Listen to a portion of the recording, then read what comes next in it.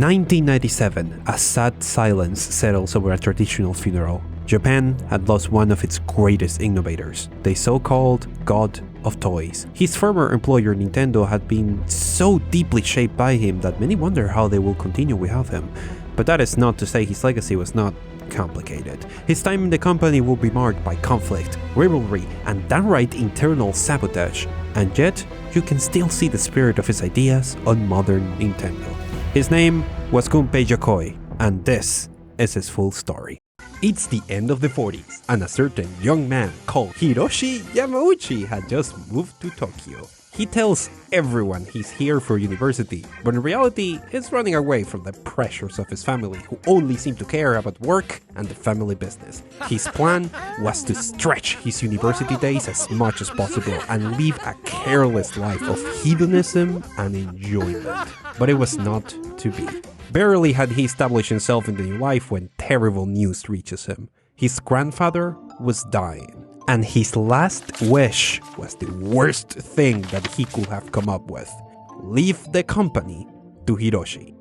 The company was, of course, Yamauchi Nintendo, a card-making business. What the hell was he supposed to do with a card-making business? If he had been cursed with this company, he was going to drag it into the modern world, no matter how much the traditionalist employees of his own family screamed and kicked. Some of his ideas, like Western-style plastic cards and even a partnership with the Walt Disney Company, had proven tremendously successful. But decades passed, and he was getting pretty tired of being a card company. If they were to survive a new era, he needed to diversify, find new things to make. But he was not a product idea man. How in the world was he going to find the idea that will finally get him beyond cards? As he toured the card-making factory mindlessly, something incredible happened. What the You're the maintenance guy we recently hired. What the hell's that? I'm sorry, sir. This was just some toy I designed with spare parts on my free time. I promise I won't slack off today. Yes! Yes! Yes! Yes! As you probably have figured by now, that maintenance man was called Gunpei Yokoi, and his amazing talents for making toys had quickly been put to work by Yamauchi. His first order was to turn his invention into the Ultra Hand, which will become an extraordinarily successful toy. Over the span of more than a decade, Yokoi's brilliant mind will bring forth an unprecedented number of innovative toys that will become staples of Japanese childhoods and turn Nintendo into a local toy-making giant.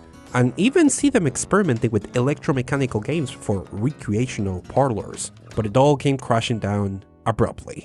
1977, as he rides a train back from a business trip, Yokoi's thoughts linger on the delicate position of the company.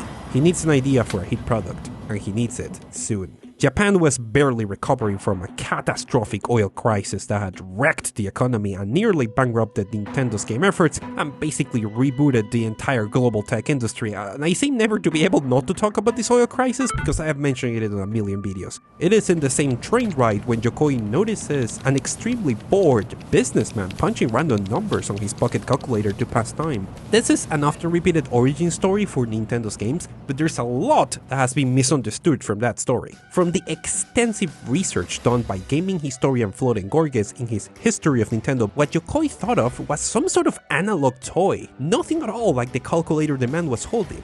But then his boss, Hiroshi Yamauchi, had an odd request. Yokoi-san, you drive a foreign car, right? With the wheel on the left? Yes, I do. What does that have to do with anything?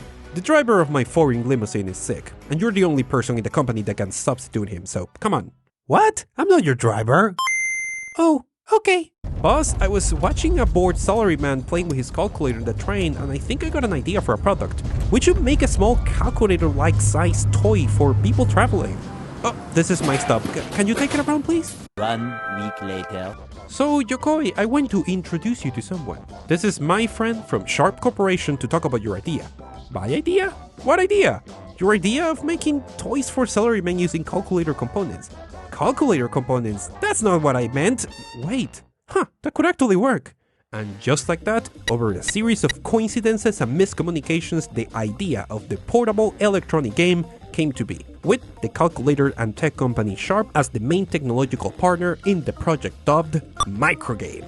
Amazing. And now the hard part. They had to find a way to make this idea into a real product. It had to be a timeless aesthetic that would be fun to play, attractive to all ages, and be the size of a business card holder, so salarymen could play discreetly on the train, and be achievable using the limitations of current calculator components. The last bit was not a small consideration. The calculator processor they had access to was designed for an 8-digit calculator, with each digit utilizing 7 segments. Counting the dots and the minus sign, that means in total it could drive 72 segments. If you use 4 numbers to track the score, that is only 44 segments to make an entire game. Not an easy feat. But from these limitations, a juggling game called Ball was born, with 3 planned variations accessible through buttons. 2 problems arose though. The first was price. The device was on its way to a retail price of about 5,800 yen, which was higher than they would have desired for what is essentially a toy.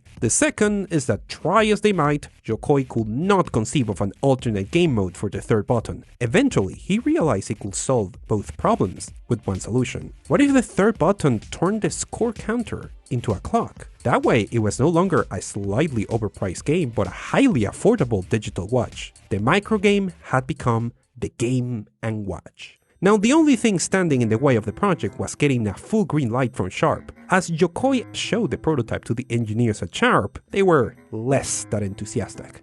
Look, I'm not going to lie, there are a number of engineering challenges we will have to solve here, and you're really sure you want to make a device using these parts? This calculator technology is ancient, it's nearly obsolete. Just think about it, okay? I'm going to leave our prototype here so you can try it when you like. And wouldn't you know, on the next meeting the engineers had changed their tone. Maybe they had their fun with the device and realized the value of what they had been handed. Playing is believing. Either way, the experience of Sharp engineers combined with Yokoi's ingenuity made it possible to solve every issue they had encountered, including the tendency for the filters to generate the very annoying neutral ring optical effect, which Yokoi reportedly solved by creating small indentations in the screen, which he achieved using Nintendo's card cutting machines. That led to the characteristic dot pattern that all Game & Watch devices have. The game was ready to start production. But as Yokoi presents his new product to Yamauchi, his reaction is disconcerting. Just one? You moved this many people in Nintendo and Sharp to make one product? Do you want me to make another? You know making products in even numbers is bad luck? Make me 3 models! And so Game & Watch will release with 3 games: Ball, Flag, and Vermin. Optimistic, Nintendo set an estimate of 100,000 units sold in 3 years, which will make it a very successful toy, and as it hits store shelves, Yokoi holds his breath and waits. The first set of Game & Watch devices will sell 100,000 units in 2 months, with kids being the biggest fans, which was a surprise given the aim at businessmen and the high price. As you can imagine, this will launch Yokoi into a design frenzy that will have him create so many models and series of Game & Watch devices that there are entire encyclopedias on it. More importantly, the enormous hit coincided with another small miracle: the creation of the Donkey Kong arcade game that will be a smash hit in America. Together, these 2 products help Nintendo pay its debts and replenish its coffers, convincing Yamauchi to start an irreversible process that will finally turn Nintendo into what it was destined to be: a video game company, and for a long while, the video game company. However, the important bit for today is that it was this very arcade hit that will inspire one of the most bizarre and influential stories of this time. While attempting to quench Yamauchi's never-ending desire for more Game & Watch products, Yokoi set to design a Game & Watch adaptation of the hit arcade game. The problem was how to adapt the arcade joystick. Some of Yokoi's attempts to solve the problem, such as a tiny joystick covered with rubber, will lead to undesired results. Apparently, employees at Nintendo will dub this one the Opai Cara Controla, the boob-shaped controller, so yeah, that was not going to work.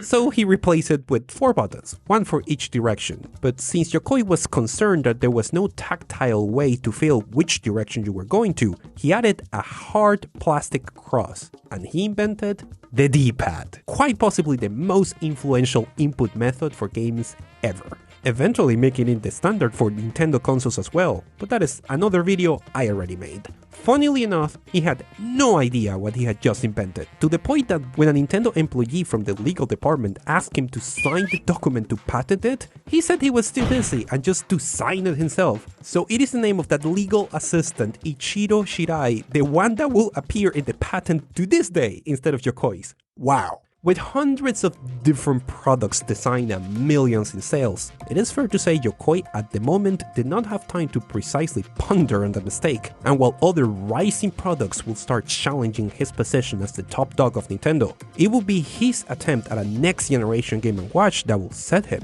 on a path that will lead to his end. But to understand how he got from the Game & Watch to the Game Boy, we need to talk a bit about what was happening in the tech industry at that exact time. Every gadget, console, or just any technological advancement you know is the result of a very specific environment. The Walkman, which paved the way for the modern idea of personal music consumption, was possible due to previous advancements in miniature tape players for journalists. The iPhone, which popularized the modern idea of a smartphone, was made possible thanks to innovations in capacitive touchscreens and ARM CPUs, among many other technologies. And in the 80s, one technology was taking the Japanese electronics manufacturing industry by storm: liquid crystal displays. Starting in the 60s, a technological race was taking place for the next major revolution in personal electronics. Up until that point, displays for computers and devices rely on CRT technology, which was very heavy and notoriously difficult to miniaturize, not to mention very difficult to run on batteries. While we will never know if given enough time we will all have been walking around with nuclear power wrist-size CRTs, a certain George Hillmeyer of the Radio Company of America discovered a way of blocking light with liquid crystals that could be electrically controlled, and soon researchers in the world immediately realized this technology could potentially create flat, energy-efficient displays. The race was on. What you need to know is that Hillmeyer's original technology, known as dynamic scattering mode or DSM, lacked contrast and required a constant electrical current, which killed batteries and was very difficult to use for color displays. Watches using this technology were manufactured for a couple of years and they were big and not particularly good. Still, it was a novelty, and you can see the publicity of the time really trying to pull off a futuristic vibe. Then a physicist called Wolfgang Hilfrich expanded on previous research on liquid crystals and started figuring out a potentially better solution. His employer, the American giant RCA, was not interested, so he quit and went to the Central Research Laboratories of Holman La Roche in Switzerland to continue his investigation. This led to the invention of twisted pneumatic displays. How this works is actually simpler than you will expect. As you might know, light is a wave. What you might not know about is a property of light called polarization, which is basically the orientation of these waves. For example, this will be vertical polarization and this is horizontal polarization. Ever wonder how those polarized anti-reflection sunglasses work? Well, most natural light has no specific polarization, it's just all over the place. But the light that bounces off a surface tends to be polarized perpendicular to that surface. Then, it is relatively simple to create a filter that blocks or lets through a specific polarization or orientation. The human eye is mostly incapable of distinguishing the polarization of light, so this works. Okay, what the hell does any of this have to do with a Game Boy? Twisted pneumatics are crystals suspended in a liquid at a 90-degree angle, like half a spiral. When light goes through the crystal, it changes its polarization by 90 degrees. Now, when a small voltage is applied to the crystal, they align with the field and stretch into a straight formation. Now, they let light through without any changes in polarization. Now remember how polarized glasses are basically filters and only let light through if it has the correct orientation? Let's add a filter similar to that to make sure all incoming light has the same polarization, and another one at the end just rotated 90 degrees. Now when there is no voltage, the light rotates and goes through without problems, but when voltage is applied, the light does not rotate and is blocked, and you get a device that can control the path of light with a small controlled voltage. Then, finally, add a reflector at the end of the mechanism, and you get the basic building block of a display that can be read under a light. RCA might have dropped the ball on this innovation, but the Japanese were ready to pick it up. In September of 1973, Seiko released the first TN LCD watch, the 06LC, and a commercial war was ignited. As the 70s progressed, Japanese watch and pocket electronic companies battled for LCD supremacy. By the 80s, Japan had irrevocably taken over the LCD industry from the Americans, and they will dominate this display industry for a long time, until it was taken over by the Koreans in the 90s, which explains why companies like LG and Samsung have the modern dominance over display technologies and... oh damn it, I got sidetracked again. Where was I? LCDs, twisted pneumatics, right. The war between Japanese companies to improve on this technology flooded the market and made LCDs very, very cheap. By 1984, Nintendo's R&D1 was already experimenting with screen technologies that will allow them to create a successor to the rapidly obsolete Game & Watch. Their main concern was to find a suitable screen to build the entire console around. There are vestiges of those priorities of the project back then, even at the final device. Dot matrix screen. What's a dot matrix screen? Well, any screen that is made up of a matrix of dots that can be programmed into showing any image at a certain resolution. So, like pixels? Like every screen you have ever used? And like the one you're using to watch this video right now? Yup. Well, this is a weird distinction to be made by modern standards and was likely already a bit outdated as a feature by its release. In 1987, when the project started taking shape inside Nintendo, most twisted pneumatic screens were segmented displays, like the ones you could find in a watch. But just around that time, the Japanese LCD market was making great progress in moving to dot matrix systems, thanks to the rise of personal assistants. Consider the following. A traditional segmented display can easily be used to represent any number or letter on the alphabet, but what do you do when your language involves symbols like this one? This market pressure, mixed with LCD leadership, led to products like the Sharp PA7000, a relatively inexpensive digital assistant with a two-line dot matrix screen that could display readable kanji. In fact, it appears it was one of these very devices that was first disassembled and used to hack together the earliest concept device of the Game Boy. At this point, the then president of Nintendo, Hiroshi Yamauchi, had given green light to the project and demanded the rather difficult task of figuring out how to make the device doable for under 10,000 yen. Before a single decision was made in terms of RAM or CPU, the team at Nintendo R&D1 started by looking for the perfect screen for the project, as it should have not been too complicated to find a supplier on the saturated LCD market. Turns out this was a bit more complicated than anticipated. This is the History of Nintendo Volume 4, a book that chronicles the development history of the Game Boy based on direct interviews from ex-members of Nintendo R&D1 and research all conducted by Florent Gorges. I'm not good at pronunciation, so I will let him do it. So my name is Florent Gorges and I live in France, and I'm actually a translator from Japanese to French. I translated many mangas like The Legend of Zelda, Super Mario Manga Adventures, Splatoon. I also created many publishing companies, and the last one I created is Omake Books, which actually publish a lot of video game books, official biographies, etc. This book has been one of my main sources for this video, and I reached out to Florent during my research to better understand some of the stories that contextualize the technology behind the Game Boy, starting with the screen selection. Even though Nintendo already had a deep relationship with LCD maker Sharp, they decided to shop around and contact several other companies that could make such a screen. The Japanese takeover of the industry meant that there were far from a small number of companies able to do this. Matsushita, nowadays known as Panasonic, Optoplex, Hoshiden, Citizen, and Seiko Epson were all contacted. Panasonic ghosted Nintendo, Optoplex was not interested in working with them, and Hoshiden and Seiko, although initially interested, ghosted them too. At the time, Nintendo was mostly known in Japan as a toy maker, far from the gaming behemoth that they will become. One company, however, showed a lot of interest. Citizen, the calculator and watchmaker company, immediately sent a representative to Nintendo to demonstrate their advances, and R&D was stunned. They offered two dot matrix screens using twisted pneumatic technology that could be made as cheap as 1,300 yen per unit for monochromatic and 3,900 for color.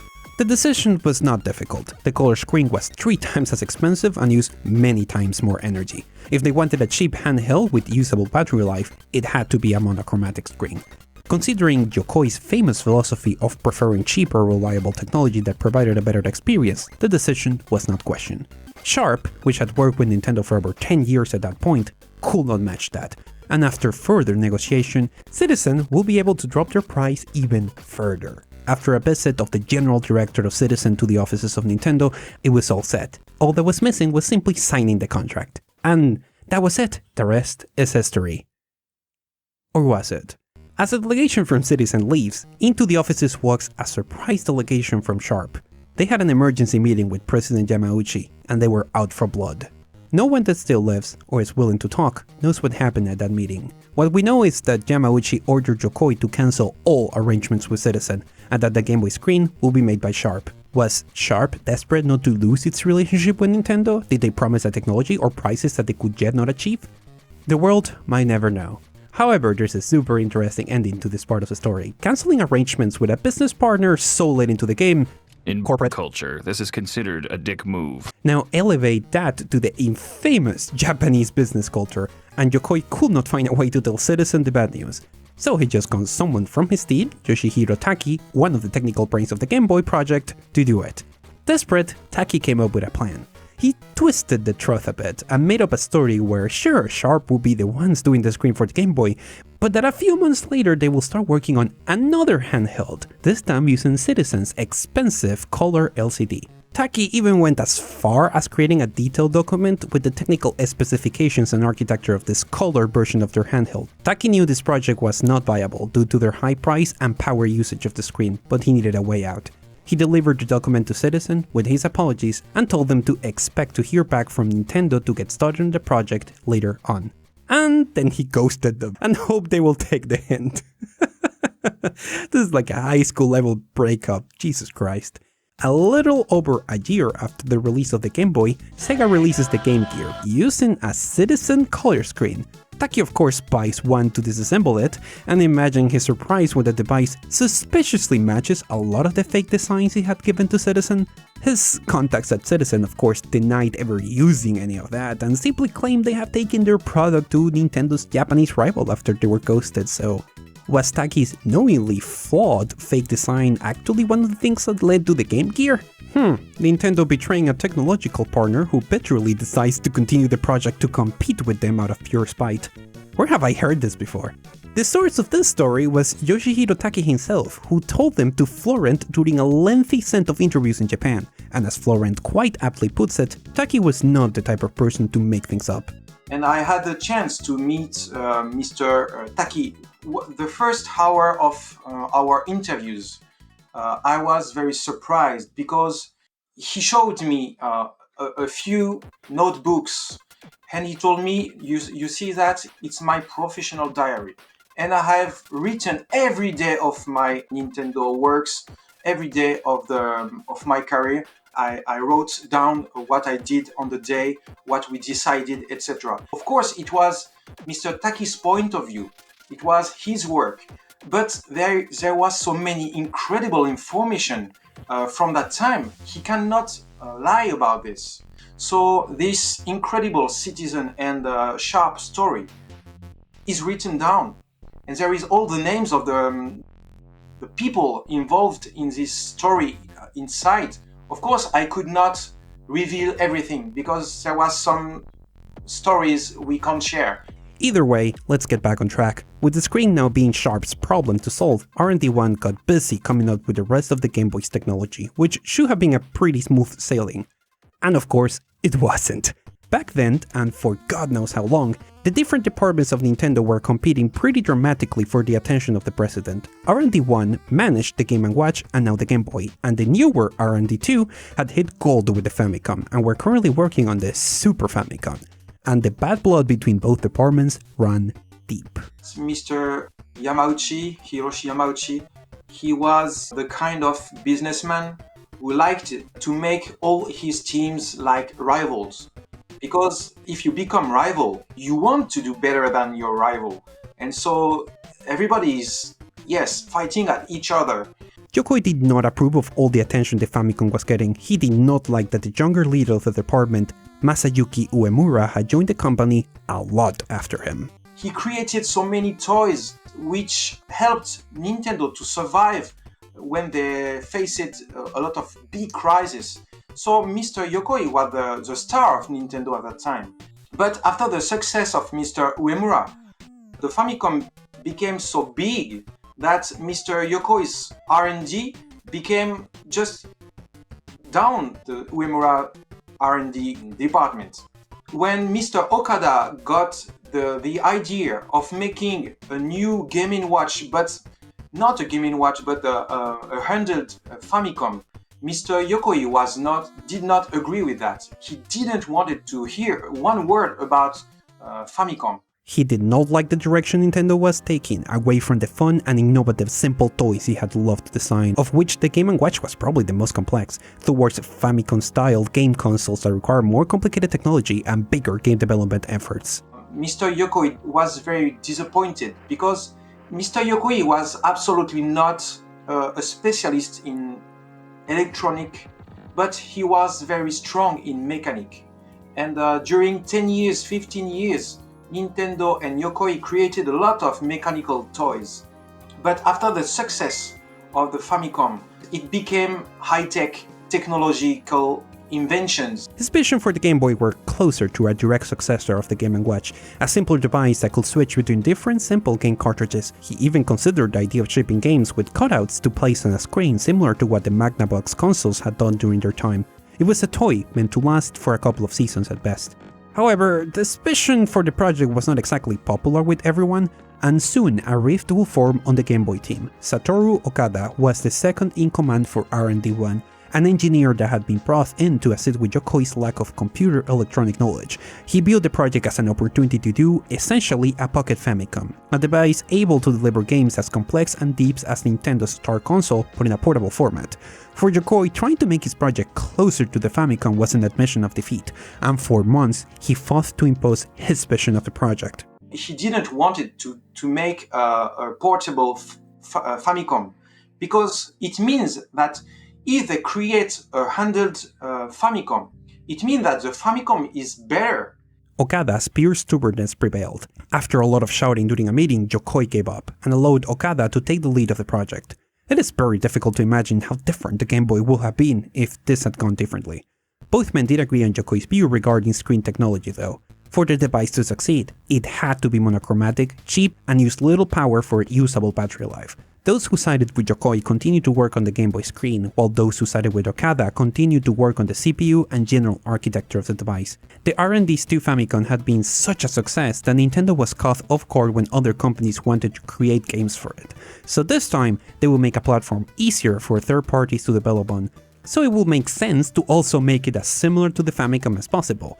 It will have been a logical move and will have allowed to streamline the development of games using the Famicom tools.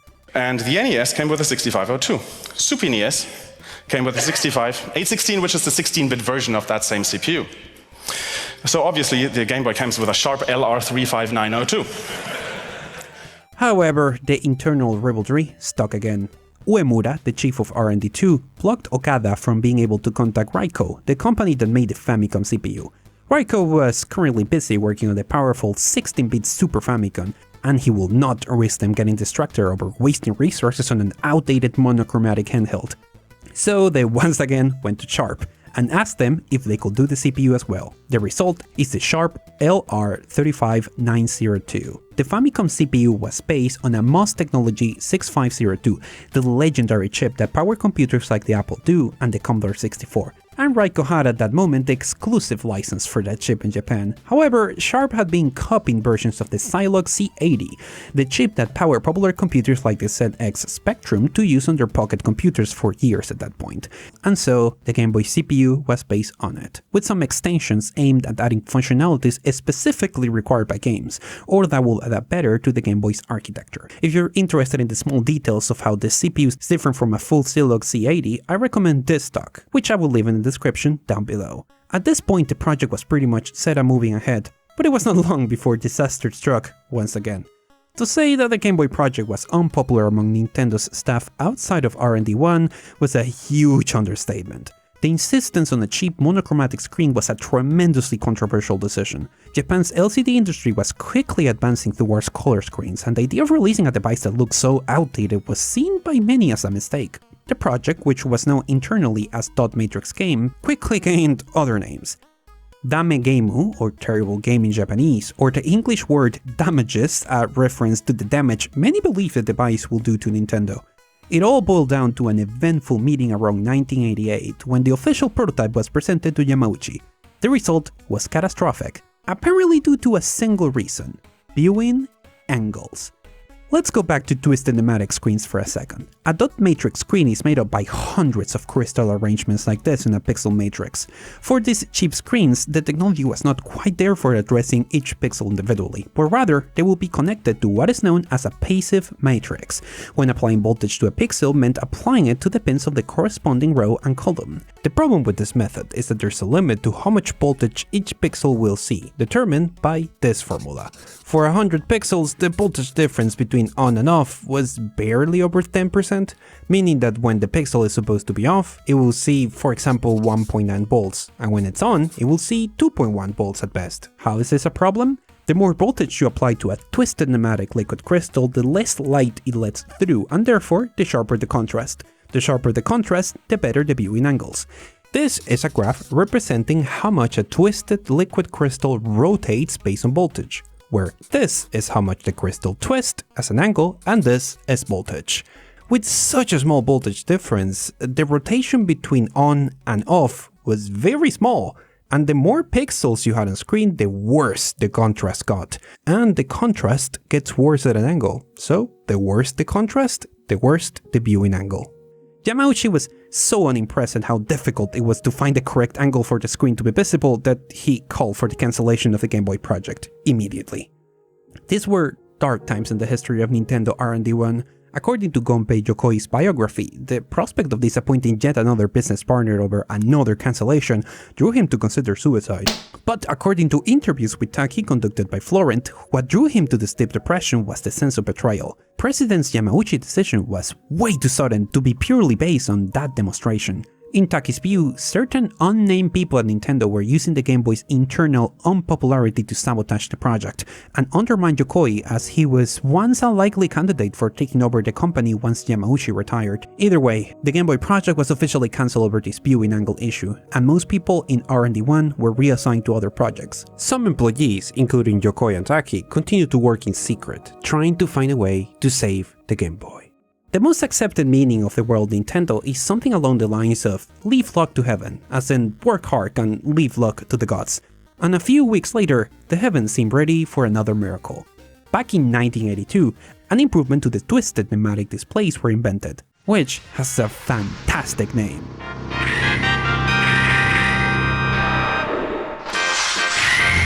Super Twisted Pneumatics!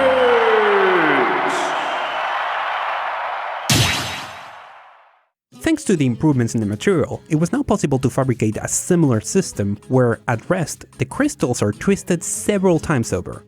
What does this change? Rather than slowly untwisted as more voltage is added, like in a regular twisted pneumatics, super twisted crystals retain their shape for much higher voltages until a certain threshold is reached, and then they all suddenly untwist. That means even with a passive matrix, where the difference of voltage between on and off is very small, the difference in contrast between the on and off pixel was much higher. And much better contrast means much better viewing angles. By the late 80s, a contact at Sharp lets Taki know in secret about the fact that they were preparing to start setting up a production line for super twisted pneumatic screens, and Taki immediately called Yokoi to tell him that the heavens had once again delivered. With the surprising discreet help of Sharp and a few favors of the factory engineers, a new prototype was made and presented to Yamauchi barely 3 months after the project cancellation. The timing was really good. R&D2 was struggling to develop the Super Famicom, and Nintendo had to delay the release of their next generation console. That did not bode well for sales. Having another product that was nearly ready to start manufacturing was just what Nintendo needed. Rather than being upset that the project he had cancelled had continued in secret, Yamauchi was satisfied with the progress and approved its revival. The Game Boy was back on. It will still take work to get the product ready for the market, such as extensive testing by the quality control department at the Uji factory that refined the design until it became so resilient to damage that it has become a bit of an internet legend. But the details of the technology were set. At release, the green monochromatic screen raised a few eyebrows among the press, especially in a country that was slowly getting accustomed to products using color LCD screens. But Yokoi's stubbornness on keeping the screen monochromatic for battery life delivered in spades. The Game Boy was cheaper and used fewer AA batteries than competitors. Also, its battery life was so dramatically better that it was difficult to compare. Okada's insistence on making the system a true, fully fledged pocket console and his foresight on making it easy for third parties to develop on also delivered. Simple cartridges holding ROM chips, bank controls and battery backups for saves were enough for most games, and developers quickly figured out ways of working around the limitations of the system, to the point that for a few months after release, Nintendo had to reverse engineer how some of the third parties were putting some of their visual tricks on the console they had developed. By 1989, a lot of the best received games were made outside of Nintendo. Of course, Nintendo quickly caught up and ended up making some of the best games they ever made, including the best handheld Zelda game ever, maybe until Breath of the Wild. While the initial press was a little bit skeptical of the very outdated monochromatic screen, in reality the device immediately sold out on the back of games like Super Mario Land and led to widespread shortages all over Japan. What was already an extraordinarily successful device went into Super Saiyan mode with the introduction of what would become the most successful video game of all time, and the frankly galaxy brain move by Nintendo of America of packing the Game Boy with Tetris instead of Mario, which ensured the device will sell and sell and sell. The Game Boy team and RD1 welcomed the news. The development of the device had been an absolute nightmare, and many of them were not eager to jump into the grinder yet again. Division leader Gunpei Yokoi was worn out from all the infighting, betrayal, and drama that dominated the development of the Game Boy, to the point that it took him 2 years to come up with a new project. In reality, by his own confession in his biography, he wanted to retire from Nintendo and create a small company where he could go back to the smaller projects and toys he actually enjoyed making. Away from the high-tech mega product Nintendo was now laser focused on making. But, loyal to his sense of honor and to his company, he did not want to leave after 2 years of seemingly no progress in his work, so he decided to try one more product before he retired. Satoru Okada, his second-in-command and the one who had fought to make the Game Boy a fully fledged console and not just a toy, chose to skip out on the next project, quite possibly as exhausted with the drama as Yokoi was. But for that project to take shape, they will need technology from outside the country, and they were about to get a pitch that would change everything. An engineer called Alan Becker was traveling on an airplane in 1985. This was years before laptops, handheld gaming machines, or smartphones, so if you wanted to keep yourself entertained in a plane, you basically had to read a book. But Alan had forgotten to bring a book, and in his boredom, he wondered about what kind of technology would be required for a device that allowed him to continue to work or be entertained during a flight. The closest thing to a laptop you could get at this time looked like this, and for handhelds, you had the Game & Watch. What was holding technology back? The very thing in front of you right now. Screens. Portable screens at the time were uncompromisingly terrible. They had ghosting, they were really expensive, and they used a lot of power. But back in the airplane, Alan had an idea. His previous experience was on these flatbed scanners. If you ever succumbed to curiosity and opened it in the middle of the process, you might have figured this out. Scanners work by using LEDs to capture one line at a time, which was way cheaper than having a sensor capture the full page. And he figured he could reverse the process to create a screen. You have probably seen the same principle in some toys out there, where you have a single line of LEDs, but when moved really fast, they can generate a full image. Now, the only problem is that the only LEDs available in the market that were cheap enough for this project were red. This will mean that the display will only be able to show a red image in a black background. I'm sure this will not be a problem at all. 6 months later, he pieced together the first prototype and raised capital to form a company and make this product a reality. The company's name? Reflection Technology Inc.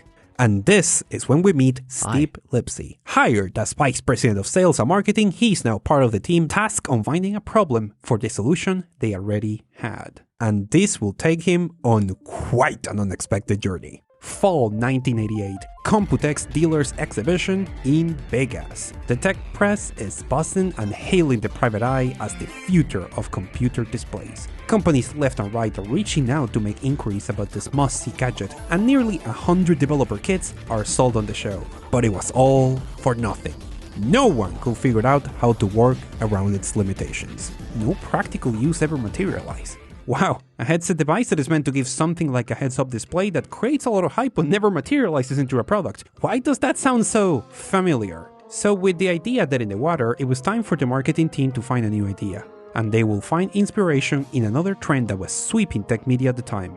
Virtual reality. Time is a flat circle, I know. It's the early 90s that everyone was hyped about the potential of virtual reality. Reflection saw its opportunity. 2 private eyes attached to a welder's mask and a rudimentary head tracking device, plus a simple first-person tank fighting game running on a computer, made for a surprisingly affordable and capable VR headset. Before long, people in the office were lining up to play on the demo. Reflection's affordable technology made for an excellent video game device. If they wanted any chance to make it into the market, they will need to partner with someone different. Mattel and Hasbro had both rejected the project, so they figured this was a device more appropriate for a video game company. Hopes were high as Lipsy and the marketing team walked into the Sega of America headquarters for a pitch. But Sega of America's president Tom Kalinske was not charmed. Sega was reviewing VR technology for a planned VR headset for the Sega Genesis, with Sega in full marketing swing with the Game Gear, trashing the Game Boy for its monochromatic screen. They could not just go and release this device. They will be laughed out by their own customers. Nope, they will have to take a pass on this. The options for companies to partner with was shrinking, but Lipsy had one last card to play. His contact in Japan had managed to set up one final meeting with the big boy of video games, Nintendo themselves. Before the visit, Lipsy could feel the mounting pressure of the meeting. This was during the time when Nintendo was the undisputed king of the game world and one of the biggest companies in Japan. He wondered and feared if they could find issues with his monochromatic device. But doubts started to melt as he watched a particularly eager Nintendo engineer absolutely lose his mind at the tank demo. Wow, you really seem to like it. Excuse me, I did not catch your name. Who are you? The name is Yokoi. Gunpei Yokoi. As Nintendo executives meet to accept or reject Lipsy's pitch, his nerves continue to rise. He might have won the approval of Yokoi, but on the other side of the table sat an intimidating man, none other than Nintendo president and resident business maverick Hiroshi Yamauchi. As Lipsy continued with his presentation, the lack of reaction from Yamauchi begins to concern him. Man, this guy, he is unreadable. Truly a colossus among Japanese businessmen, perfectly trained not to give away any leverage. His expression so still that you will almost imagine he was not in this meeting at all. Did he just fall asleep?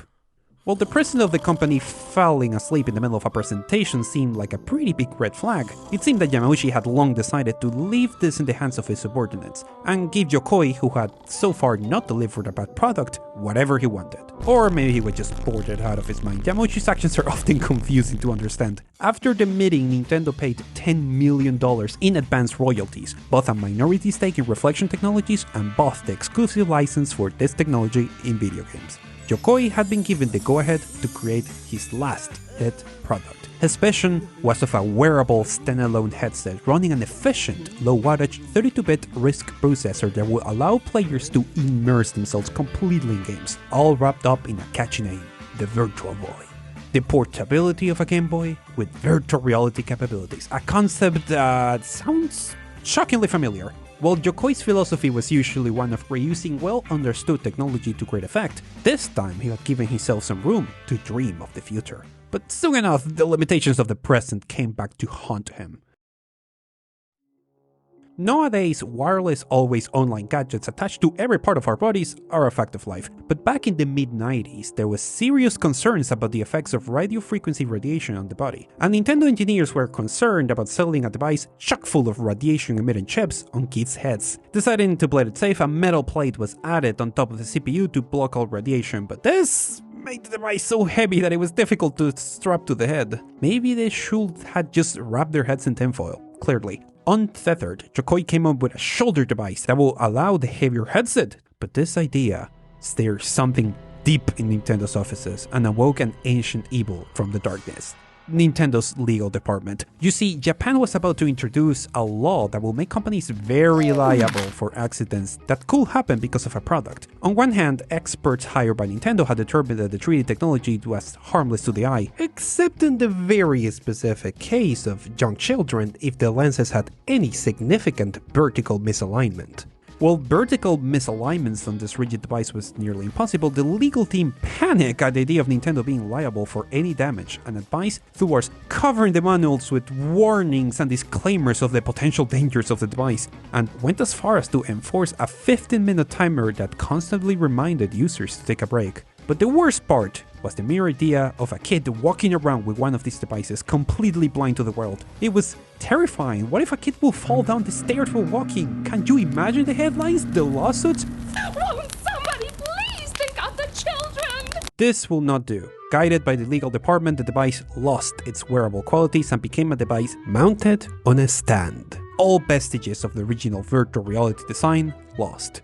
And at this point, alarms were going off in Yokoi's head. With the device losing all semblance of its original portable design, everyone will compare it with the consoles rather than handhelds. He had seen what their rival console division was developing, a 64-bit console capable of really impressive 3D graphics. If the Virtual Boy was compared side by side to this, he was going to be in trouble. But he had the support of President Yamauchi, who had led him to run the project in the first place, and he hoped he still had enough favor to ask him to delay the project just enough so he could accommodate for the new design. 1994, as Hiroshi Yamauchi reads the company's reports, he was restless. Longtime rival Sega was about to launch their next-gen console, a device capable of impressive 3D graphics, and Sony had been so pissed off about Nintendo breaking their relationship that they were about to enter the market with their own console. Nintendo was originally ready to respond with their own 3D-capable hardware until the console team had hit major development snags that delayed the project, potentially giving Nintendo's enemies years to establish themselves in the 3D market before Nintendo could make its move.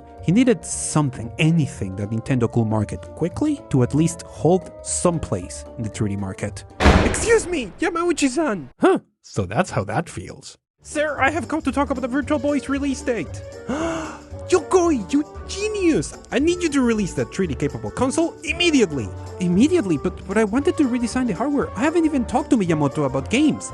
Miyamoto's very busy with some 3D Mario thing. Look, your team can make games, right? Make some!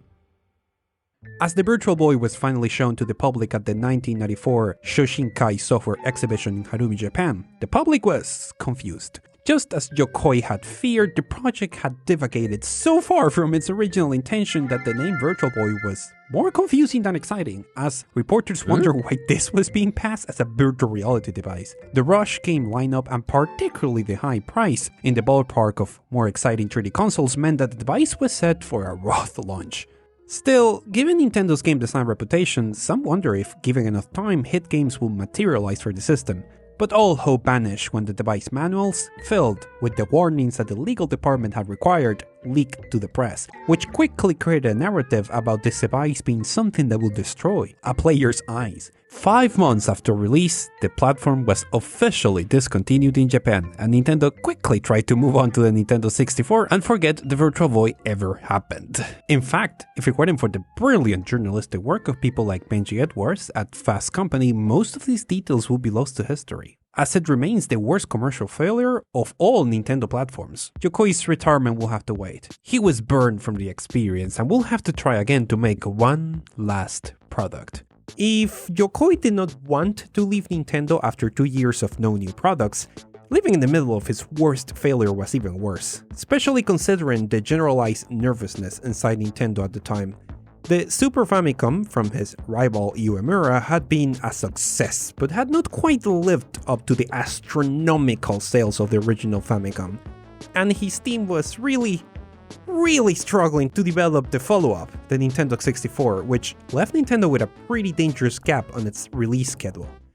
Exhausted, Yokoi started wondering what would be a product easy and quick to develop that will work as a surefire success and allow him to leave the company with his pride intact.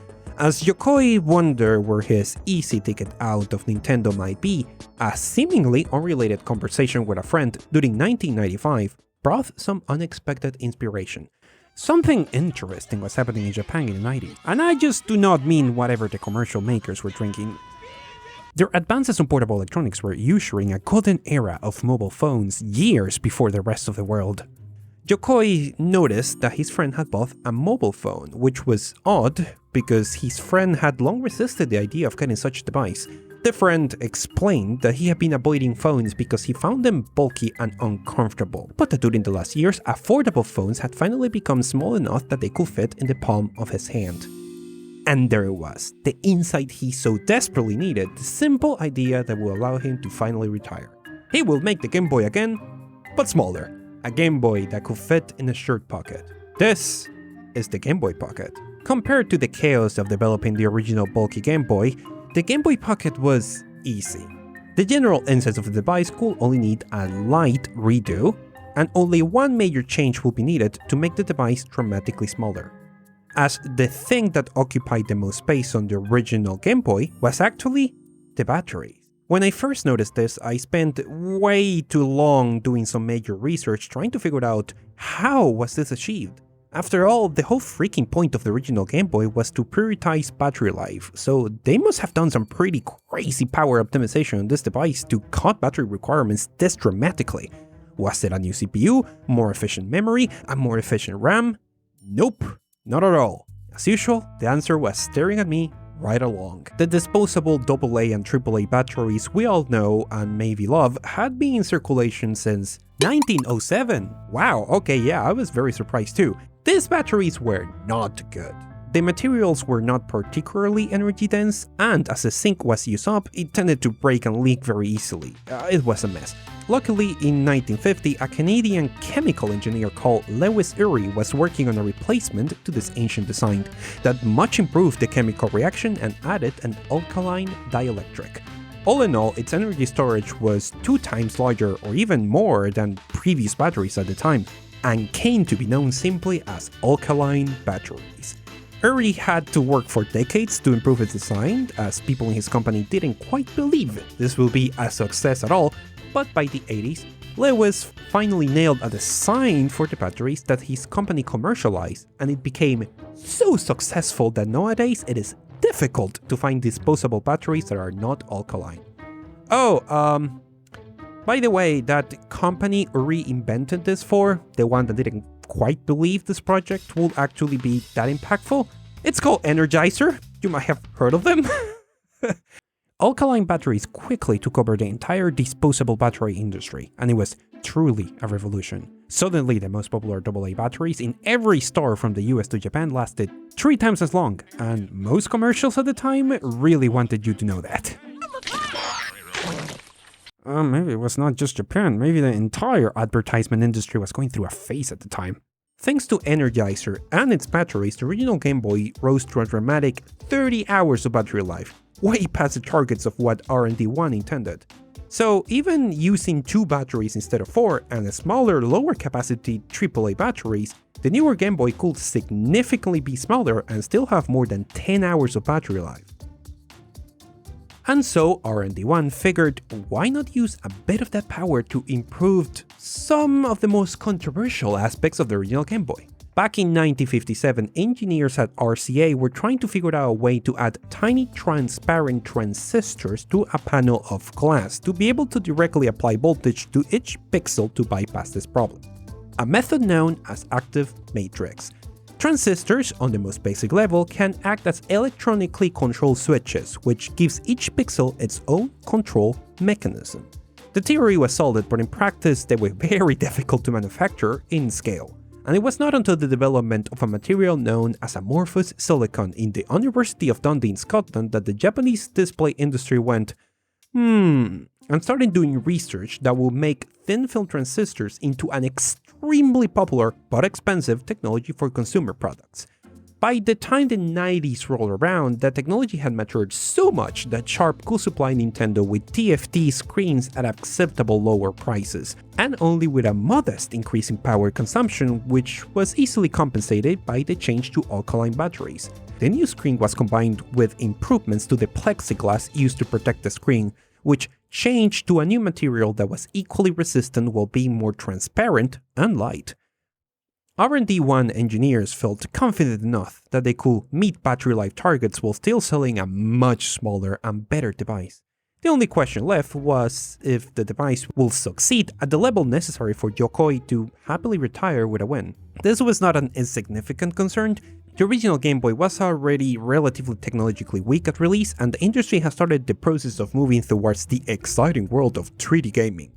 Game Boy handhelds and game sales had both started to slow down, and third-party support was waning, and it was not a surefire thing that the Pocket was enough to revitalize all of that. Once again, the history of Nintendo Volume 4 by gaming historian and manga translator Florian Gorges, based on direct interviews to ex-members of R&D1, reveals how ultimately the success of the Pocket was basically down to timing and luck. President Yamauchi was unconvinced the device would revitalize sales without some dramatic measures and demanded the device be sold at 6,800 yen.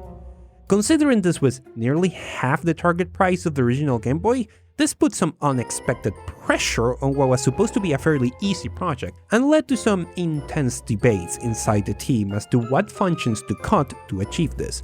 And one of the most controversial issues was the cable link port. One of the selling points of the original Game Boy was the link cable, an optional accessory that allowed multiplayer action between two devices. Every meeting turned into a fight as the hardware and software team could not agree on the destiny of the link cable. The hardware team, led by an engineer of rising influence called Takehiro Isushi, argued that barely any games were selling because of the link cable, and the port was a significant source of cost for the device. For the software team, the idea of removing that was ludicrous, as the link cable was one of the strongest distinguishing features of the Game Boy, and it will break full compatibility with a large variety of games. Ultimately, Isushi and the hardware team compromised and agreed to include a link cable port that was smaller and cheaper, as they figured the link cable would not be used enough by people for that to become a problem. You know, what could possibly require the link cable that badly? Well, funny story about that. While this whole debate was happening, Nintendo was running a trade show called the Space World. That year, all eyes were set on the reveal of the Nintendo 64, Nintendo's first fully 3D capable console. Almost entirely forgotten, in a corner, a booth for a small third-party game stood. The company making the game had started as a game magazine publisher, of all things, and had a few years ago pivoted towards game development, making a few projects for the Super Famicom, the Game Boy, and even the Sega Mega Drive. And now the company was trying to show its original new IP to a largely uninterested public. A new unknown IP from a relatively unknown company on an outdated portable handheld that was reaching the tail end of its life was not exactly competition for the hype around the Nintendo 64. That new IP for the Game Boy was fucking Pokemon Red and Blue.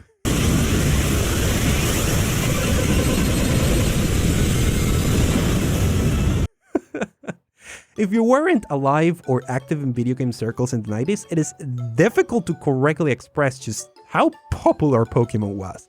Remember that glorious month in 2016 when Pokemon Go first released and the entire world seemed to stop just to play the damn game? Okay, imagine that for 5 freaking straight years. Pokemon didn't just revitalize the Game Boy marketplace, it drove it to new heights that eclipsed all previous successes, and generated a bigger second wave of interest, and more importantly, its deep integration with the link cable and the trade functionality meant it quickly became the killer app for the Game Boy and the link cable.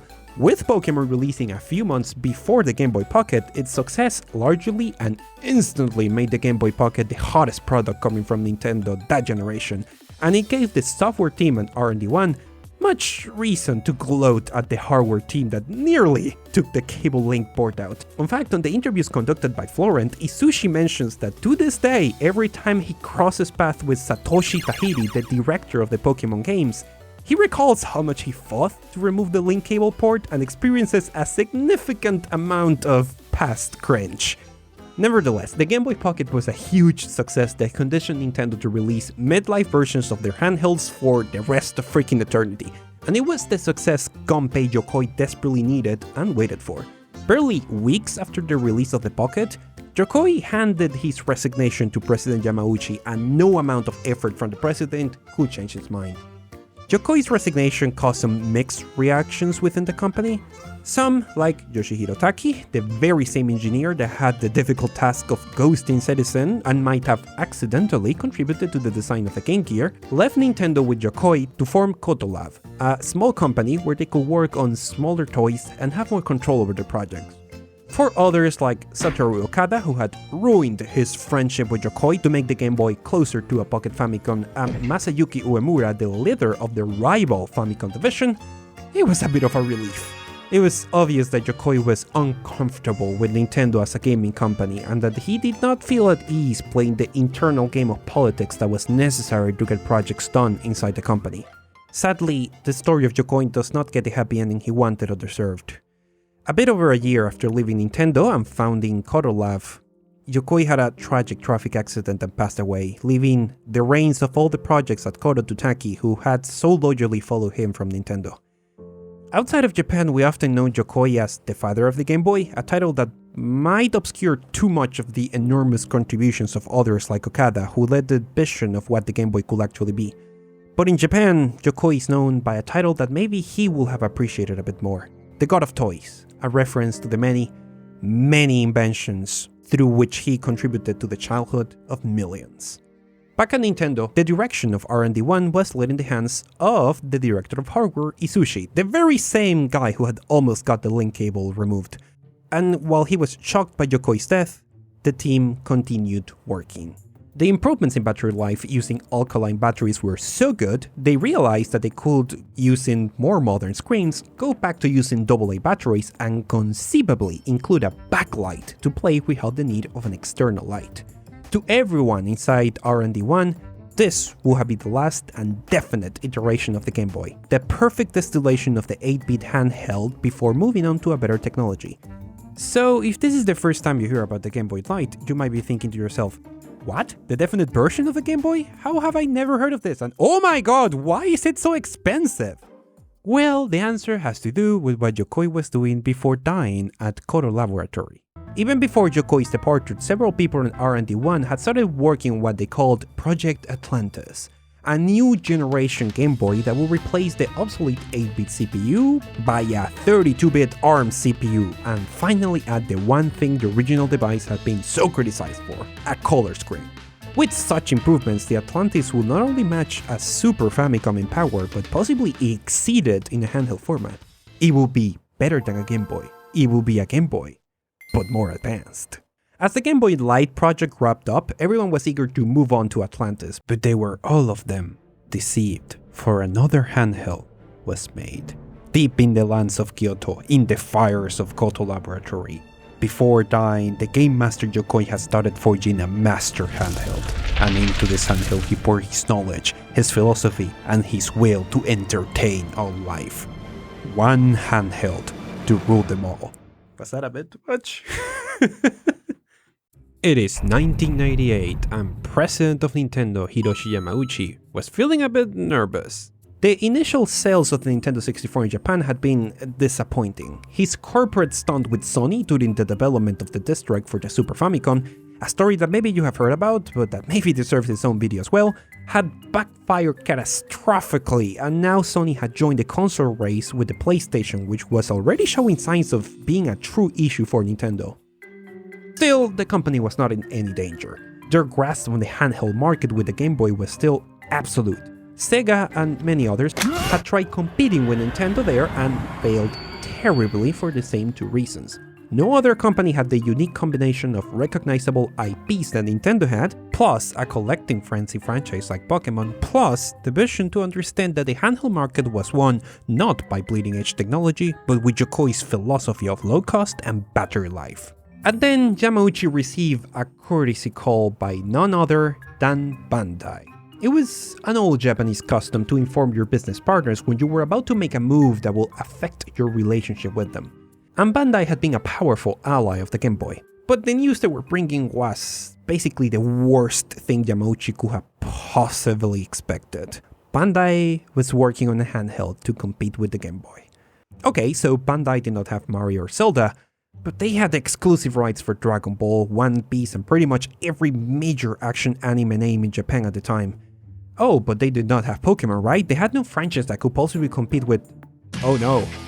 Oh wait, but Bandai isn't a hardware company, right? They do not have the expertise to make a device. And if they even try, they will make the same mistakes as everyone else, right? They do not have Yokoi's philosophy, right? And then came the real news. Bandai had hired Koto Laboratory, Yokoi's company, to design this handheld. Yokoi had been working on it before dying, and it was now in the hands of ex-Nintendo employee and Yokoi apprentice Yoshihiro Taki. Bandai had everything.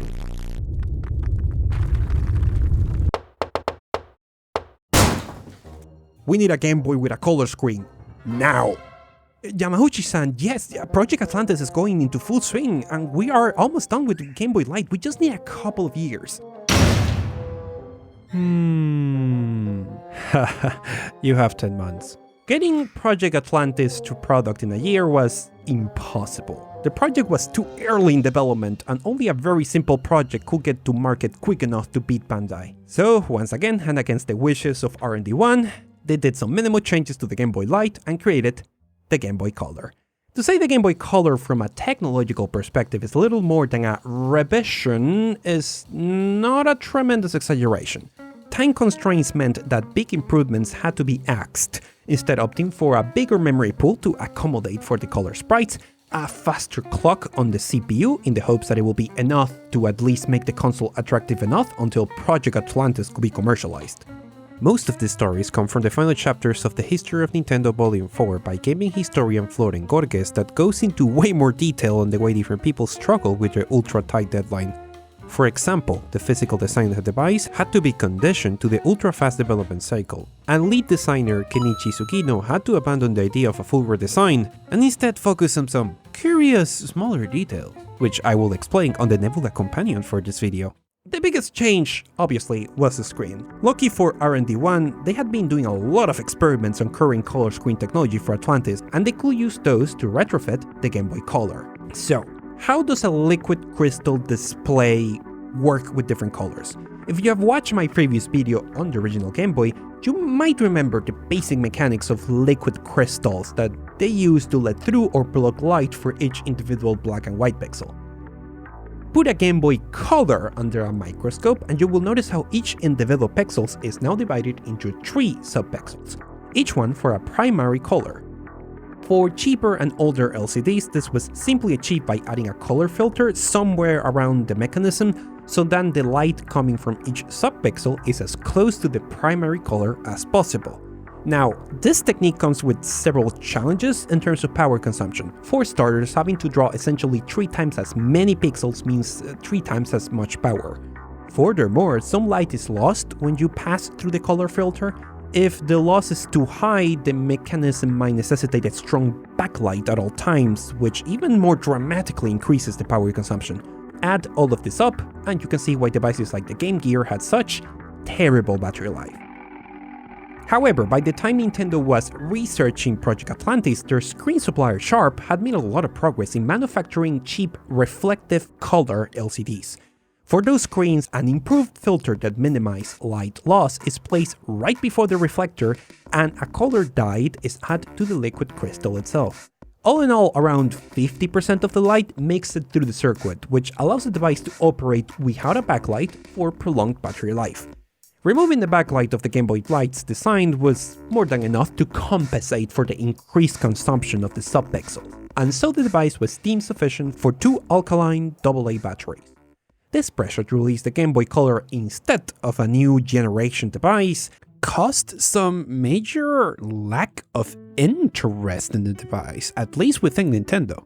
As the American launch of the Game Boy Color approached, the president of Nintendo of America, Minoru Arakawa, was fairly dismayed at discovering that Nintendo had not developed a single launch game for the Game Boy Color, and the general lack of motivation from the team.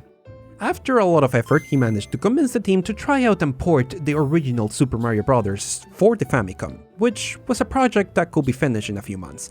The result was Super Mario Bros. Deluxe, a sadly underrated, very interesting port of the original. Isn't it amazing how something so extraordinarily iconic as the Game Boy Color was just kinda hated by the people who made it? You can see this through the lifetime of the device.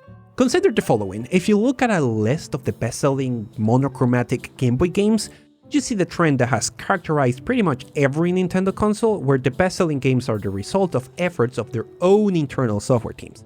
So it is super interesting to notice that for the Game Boy Color, this trend suddenly breaks. Even if a good number of these games are from Nintendo franchises, there are either ports of older games or developed outside of Nintendo, which reinforces the evidence that, at least for R&D 1, the Game Boy Color was an unwanted addition that they were not particularly proud of, let alone excited to make games for. However, Yamauchi's insistence seemed to pay off. While the WonderSwan was moderately successful in Japan, and to this day has a particularly dedicated fanbase, the Game Boy Color seemed to take most of its momentum away, and maintains Nintendo's iron grip on the handheld gaming market on a time when its dominance on console was slipping, possibly to never return.